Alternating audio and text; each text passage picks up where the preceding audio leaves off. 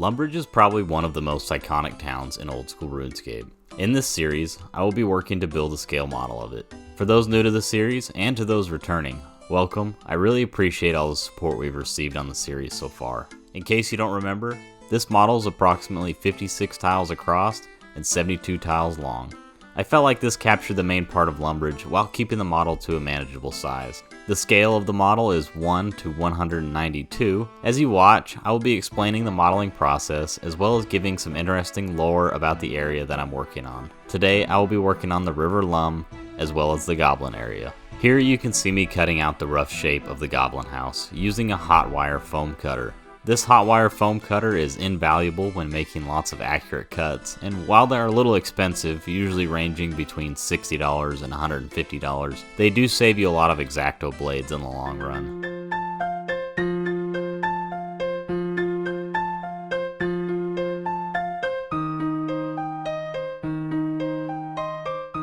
Moving on to the trees now, using a length of wire, I twisted it into the general shape of the tree.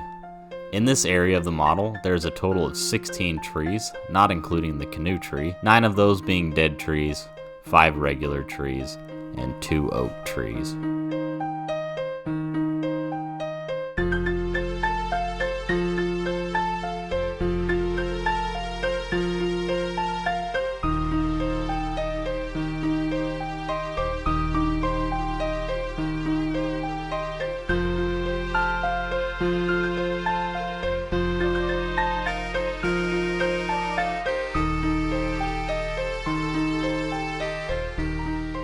Finishing the rest of the trees off camera, I went back to the Goblin house and cut out the crumbling walls on the eastern side by hand. With all the building pieces cut out now, it is time to mark the doors and windows so I can avoid cutting those areas with my special brick cutting tool. This is my special brick cutting tool that I made for part 2 of the series to save me time as well as give me a more uniform brickwork. It consists of a bolt with razor blades sandwiched between 2 nuts, and washers between those to provide uniform spacing. I carefully used it to score the foam all the way around the building.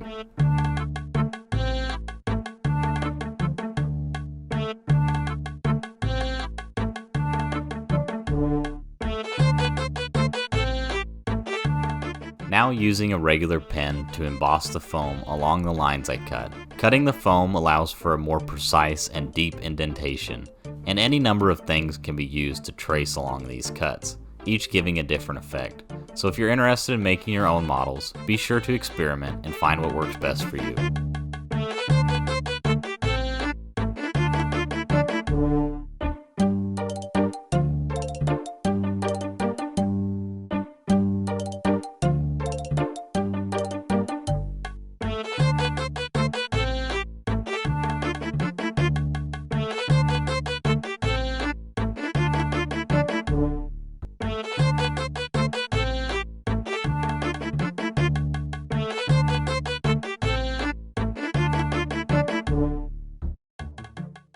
With all of the brickwork embossed on the building and the crumbling walls attached, I went ahead and glued the roof into place. Inside the Goblin house, you can find an iron dagger spawn, which can be a quick upgrade for any new Iron Man just starting out. Players will also need to search the boxes in this building during an easy cryptic clue.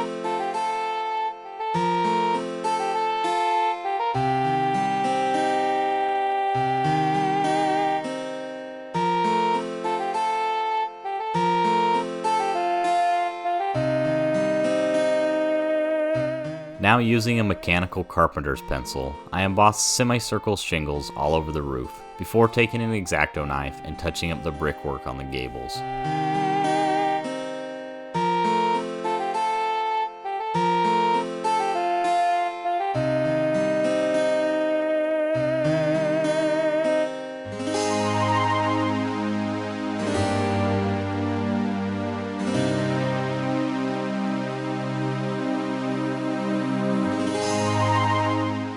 With the Goblin house all embossed, it was time to get the bridge cut out and shaped. With the lower section carved out to match the riverbed, I went ahead and sketched the bridge deck, so I would have a guide when cutting it out. I then traced the profile of the bridge onto a thin piece of foam, so I could get the guardrails cut out.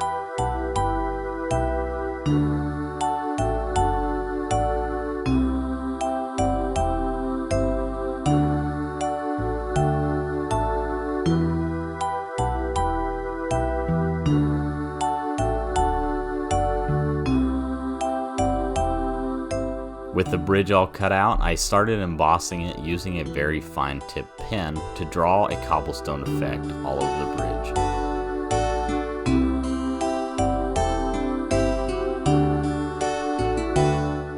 Moving back to getting the trees ready, I began by gluing each tree to a short nail. This will make the trees much easier to handle for the following steps, and will also provide a solid anchor when I eventually attach them to the model.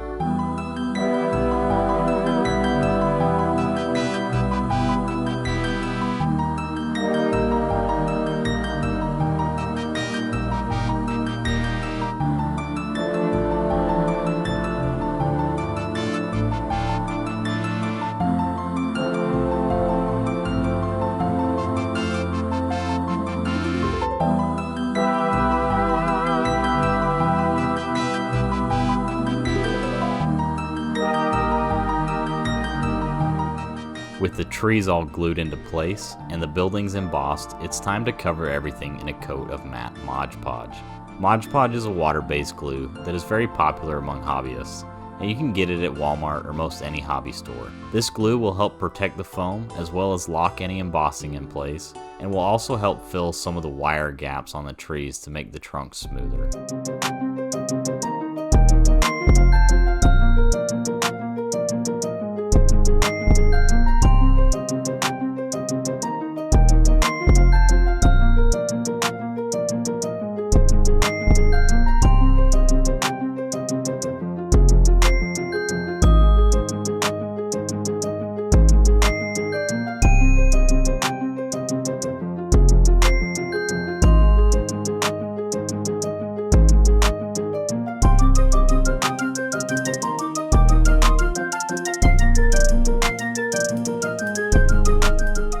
Once everything was dry, I went ahead and primed the buildings black to prepare them for the next step in the painting process. I also primed the trees brown with some spray paint off camera. You could technically prime the foam buildings using a spray paint as well, since they are covered in a shell of Mod Podge, but I usually avoid this unless I'm making a large piece, since even with the Mod Podge coating, sometimes the spray paint solvents can still damage the fine embossing.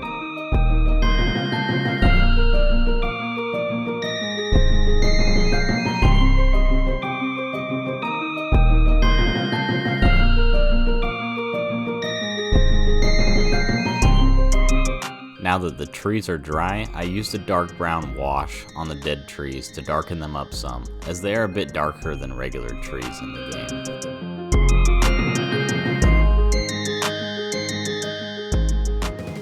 To add the leaves to the trees, I'm using what is called clump foliage.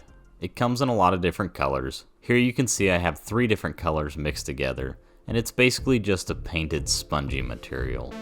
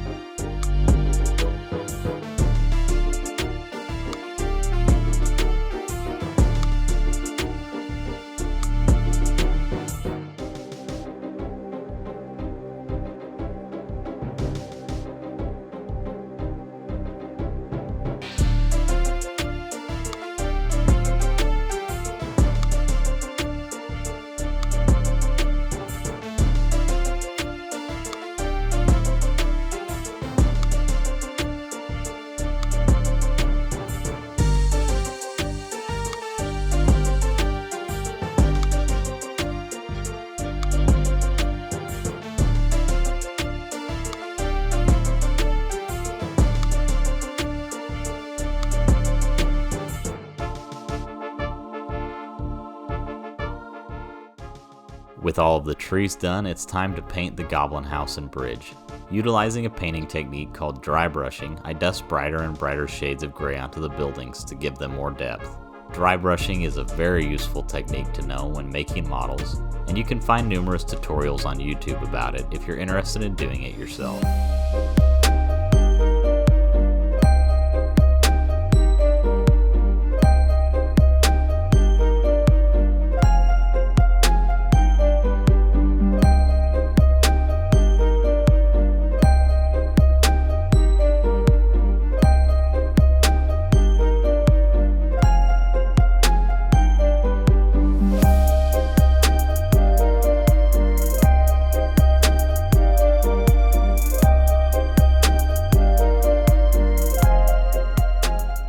Going back with a fine brush, I painted some additional details, including the hole in the wall, the windows, as well as the door.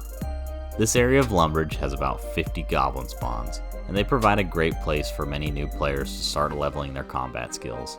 They are also very helpful for players who have not yet finished Prince Ally Rescue and find themselves short coins to get into Alcarid. If you're interested in hearing more about these Bandosian followers, I actually have a Bandos lore video that goes into more detail about the Goblin questline.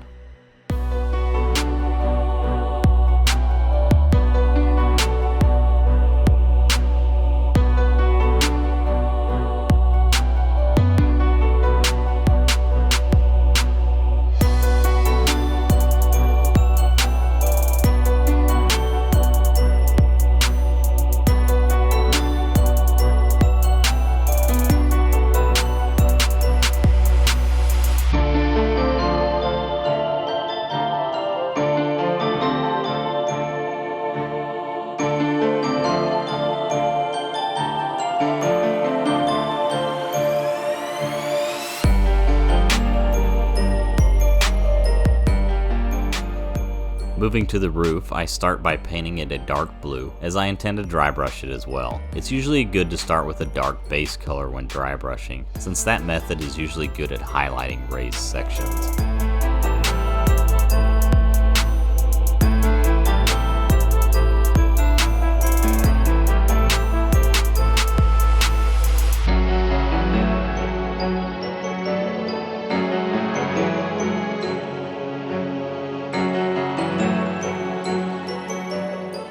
Then, to finish the roof, I painted all the eaves a dark brown.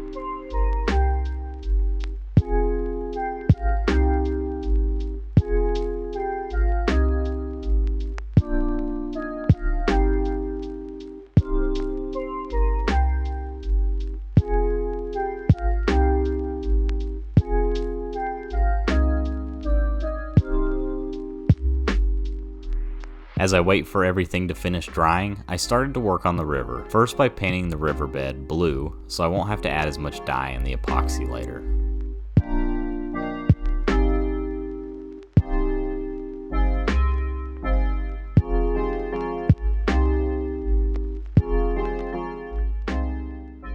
With everything dry, it was time to add everything to the model.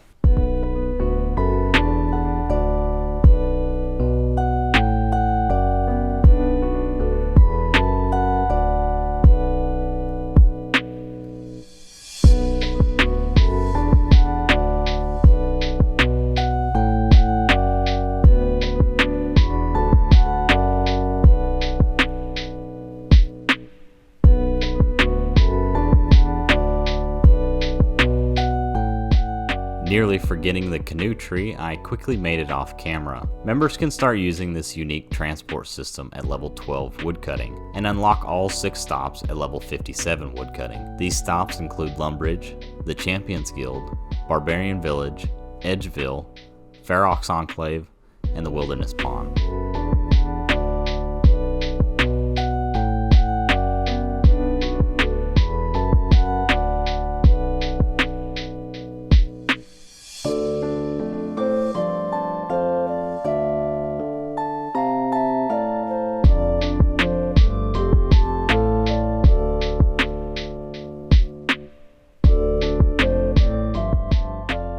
With everything glued into place, I went and touched up the pathway leading to the bridge.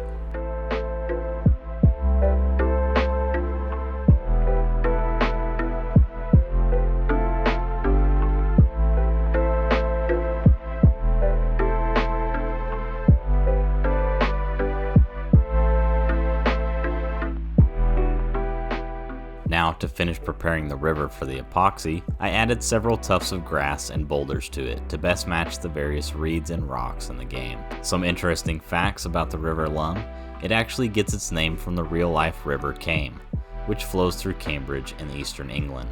It also spans some 480 tiles, which would make it 10 feet or about 3 meters long using our model scale of 1 to 192.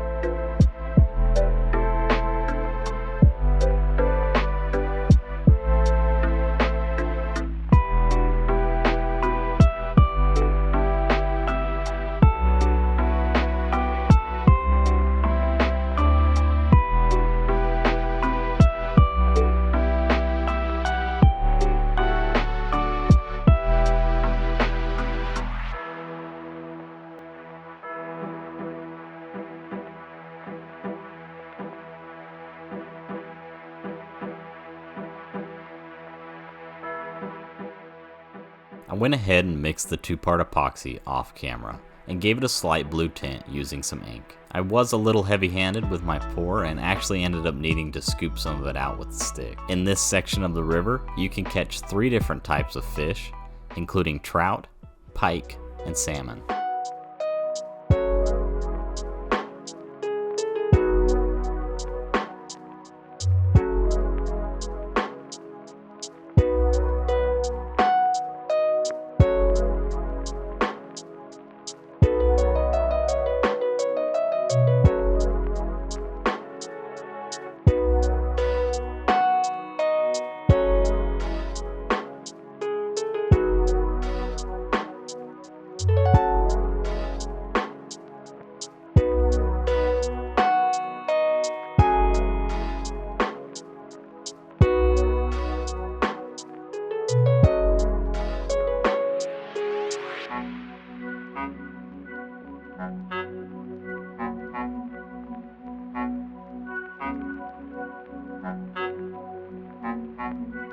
With the river level where I wanted it, I used a lighter to pop any air bubbles as they rose to the surface.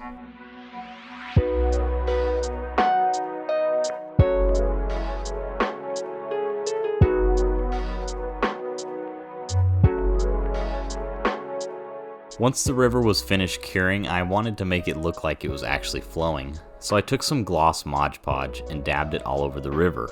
This is a perfect example of trusting the process because it looks like I absolutely ruined the river, but Mod Podge actually dries clear.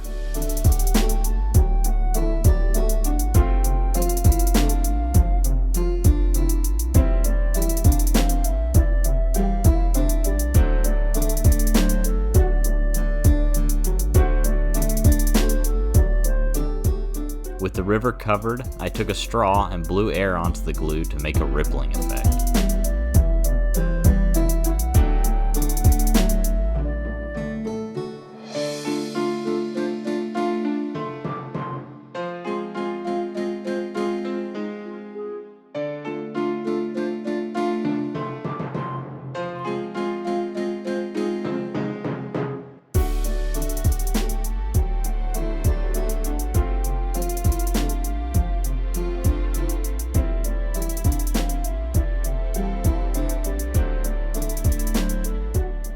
After a couple hours, you can see the results.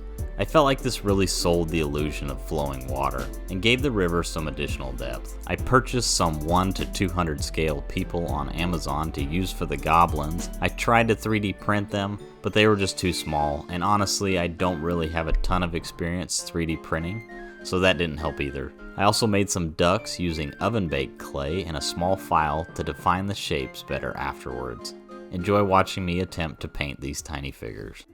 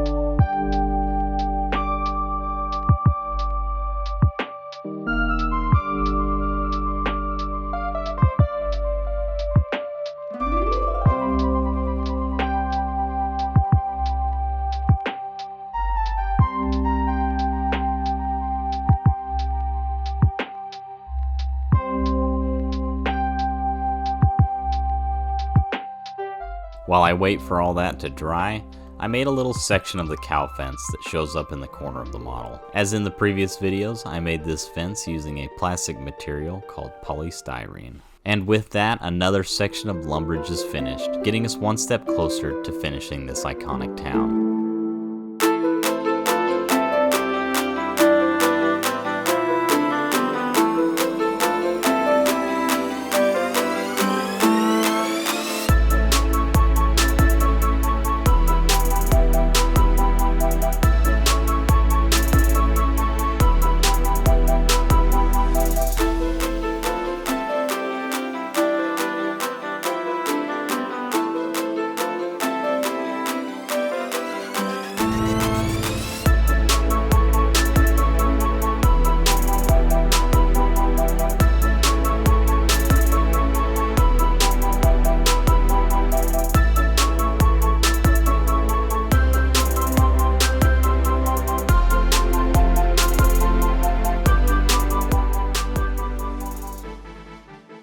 To help you guys visualize the truly tiny scale of this model, I placed a couple LEGO minifigures next to the buildings. For those of you who aren't familiar with LEGO figures, they stand approximately 1.5 inches tall, or 4 centimeters tall. If you enjoyed watching the model making process and are interested in watching the town of Lumbridge grow, all the while learning the interesting facts and lore surrounding this town, go ahead and like and subscribe. Thanks for watching.